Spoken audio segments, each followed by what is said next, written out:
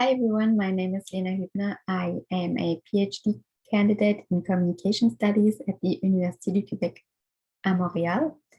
And today's paper is part of my PhD research about political narratives in depoliticized white working class environments in Quebec. Before I start, I would like to acknowledge that I speak to you from Montreal today, which is located on unceded Indigenous lands.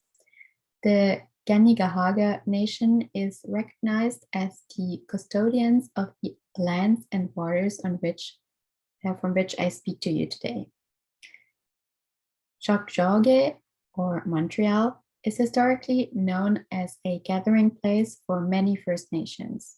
Today, it is home to a diverse population of Indigenous and other peoples. We respect the continued connections with the past, present, and future in our ongoing relationships with Indigenous and other peoples within the Montreal community. I also want to give a little trigger warning because some of my source material contains racist, anti-immigrant, and classist comments. So, in the aftermath of the death of George Floyd, Montrealers took to the streets to fight racism. While hashtags such as Black Lives Matters and La vie des Noirs compte went viral, raising awareness about different types of discrimination racialized citizens face in Quebec, the Coalition Avenir Québec government refused to acknowledge the existence of systemic racism in the province. Scholars have studied the role online media interactivities play for human rights activists, for policymakers, and for those who disseminate misinformation about such movements. Yet, little attention is paid to the publics these online campaigns are trying to reach, namely those who ignore or feel indifferent about the consequences of said political stances. That's where my PhD research comes in. It revolves around two main questions. I would like to know how white Francophone members of Quebec's working class who claim to disregard politics encounter social and political issues such as immigration or poverty in everyday life. Furthermore, I examine how the increased fragmentation of public discourse via social media shaped their apolitical stances in order to determine to what extent digital media usage reconfigures their relationship with politics throughout their lives. This being said, whiteness was not part of my initial research interests. Originally, I focused on the diversity of contemporary working class environments who remain fairly under-researched in Quebec. Indeed, for the last 35 years, media studies in this Canadian province have largely disregarded class and or socioeconomic status as a research variable, especially when it comes to exploring informational practices. Exploring this absence made me realize how deeply interconnected class, nation, and whiteness are in the Quebec context. And today, I want to outline why and how whiteness, understood throughout this presentation as a socially constructed category invented by settlers to disqualify certain people, to create colonial domination and justify racism, became of interest for my research.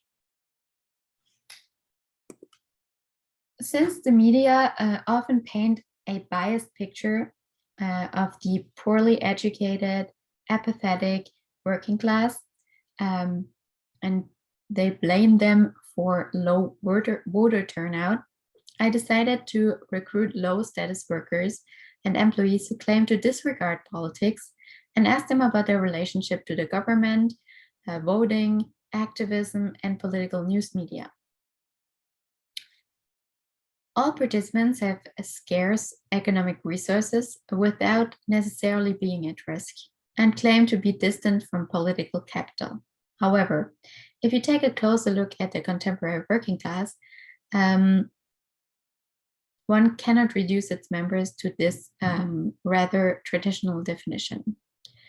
Other factors such as gender, age, capacity, or race also contribute to the formation of their statuses. Thus, these factors were also considered for recruitment. In total, I conducted 3 rounds of in-depth life story interviews with 4 female and 4 male participants between 2018 and 2021.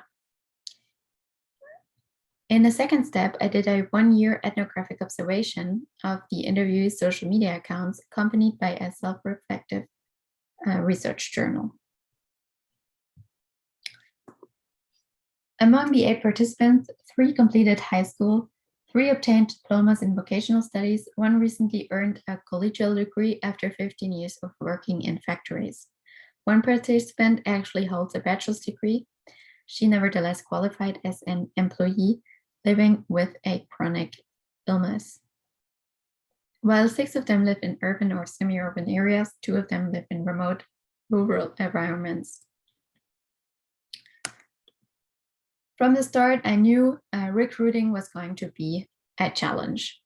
Much like politics, research is not something the targeted population is necessarily familiar with. Moreover, I wanted to talk to them about politics, something they generally avoid.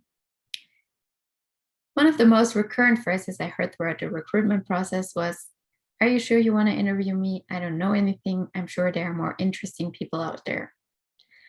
Because of this imbalance of power between myself and respondents, I decided to recruit through mediators. I asked colleagues, friends, and family to introduce me to someone they knew fit the description. This reassured participants and provided a common ground for the following conversations. However, this recruitment technique also has its downside. Since participants belong to my wider circle of contacts, my sample does not represent the rich diversity of contemporary working class I originally wanted to explore. All participants were more or less financially stable, native-born, francophone Quebecois. The fact that they were all white and francophone really stuck out to me once I started to analyze the first round of life story interview material.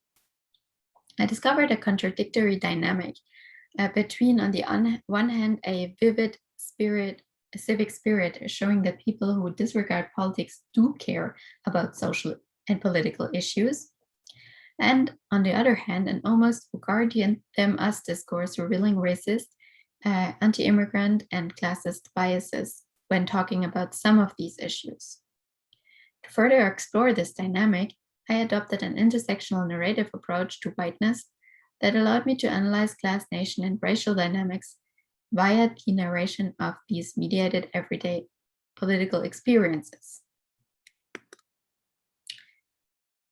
The gathered narratives show that participants avoid talking about politics in public, including online, except for 1 person.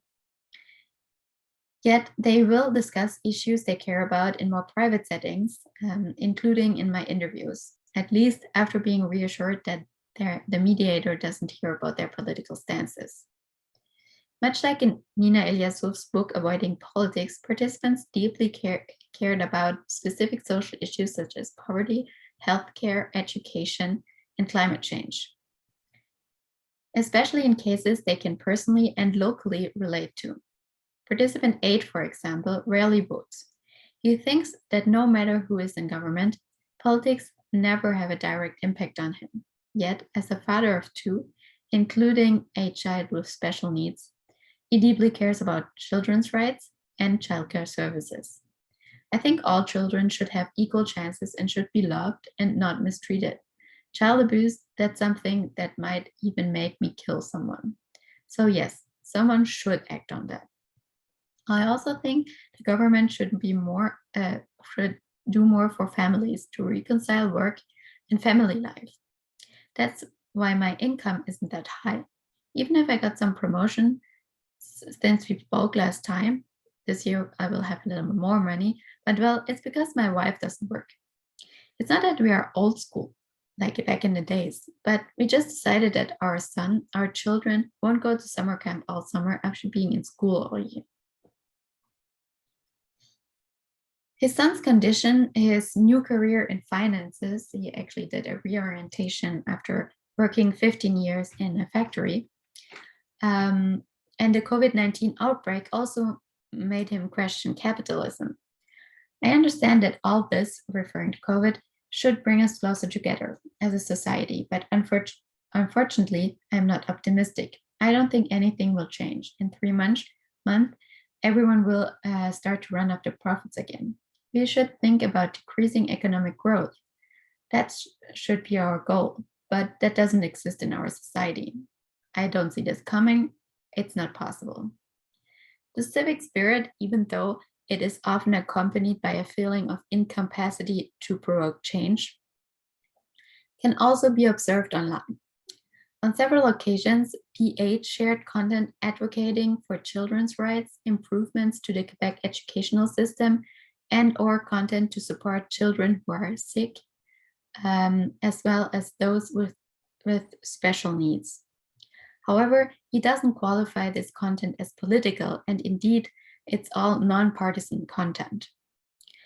Politics, on the other hand, is something he insists various times that he doesn't give a damn about. While narrating these findings about the participants' relation to politics contributes to deconstructing some of the persistent stereotypes about the supposedly apathetic working class, there were some passages in almost every interview that could be described as what Vincent Goulet calls destabilizing forms of popular politicization. And indeed, I'll show you some examples.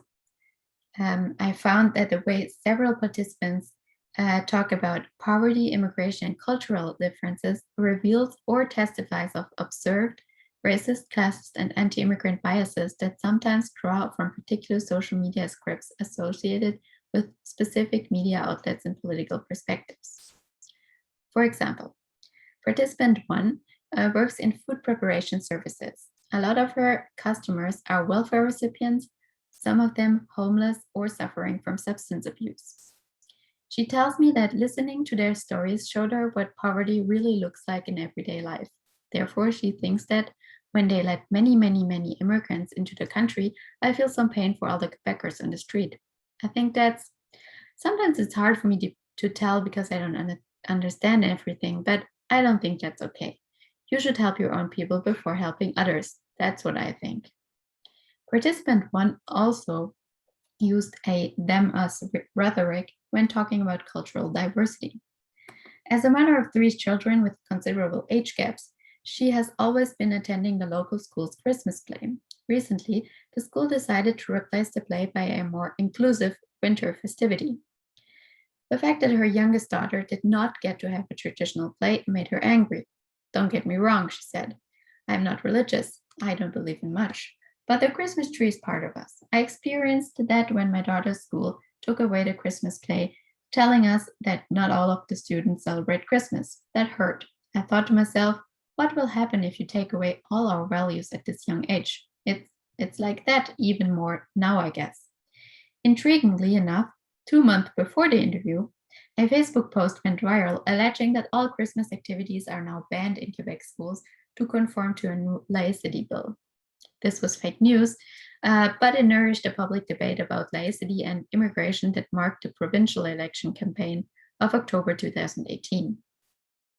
While the ethnographic observation did, in 7 out of 8 cases, not show any overtly biased online statements by participants, thus proving that they really do avoid talking about politics online, participants revealed some information during interviews about what content they see on their newsfeed and what they access.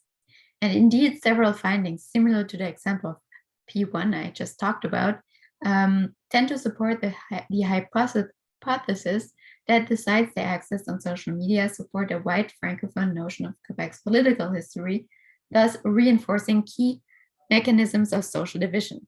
Yet, all informants are aware of these pitfalls. They tell me that they try to prioritize more reliable news channels. But apparently, the awareness of needing to diversify one's media sources is not enough to arm all white people against adopting discriminatory ideologies. However, analysis of the follow-up interviews conducted shortly after the COVID-19 outbreak indicates that increased exposure to polarized messages and misinformation about the pandemic led some participants to quit social media, at least temporarily, despite the fact that a majority of social, political, educational, and professional relations were transferred into the virtual realm. Participant 7, for example, quit Facebook during the first lockdown. She explained that quitting had a soothing impact on her, making her feel more at peace because she is not triggered by any negative content anymore. All these opinions of other people, I don't need to know what they think. It triggers me. The prioritization of less interactive news channels thus becomes a leitmotif as the feeling of being unable to contribute to social change settles in. P2 summarizes this idea. We don't have any control anyway.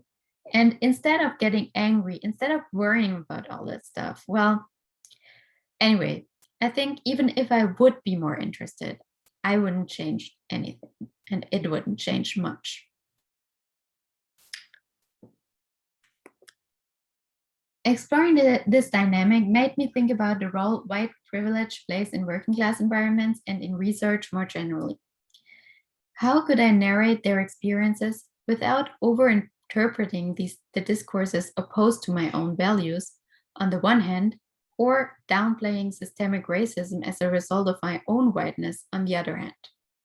In the end, I think putting such findings in a historic perspective through narration helps to pinpoint some of the intersections of class, nation, and whiteness in Quebec. After all, Quebec finds itself in a unique position in North America, a conquered nation, but also a nation complicit in Western colonialism and responsible for genocide and slavery. In this way, my research aims to humbly contribute to a better understanding of how to counter the more subtle but not less hurtful forms of ordinary, everyday classism and racism in Quebec. Thank you very much for your attention, and I'm looking forward to answering all your questions. Thank you very much.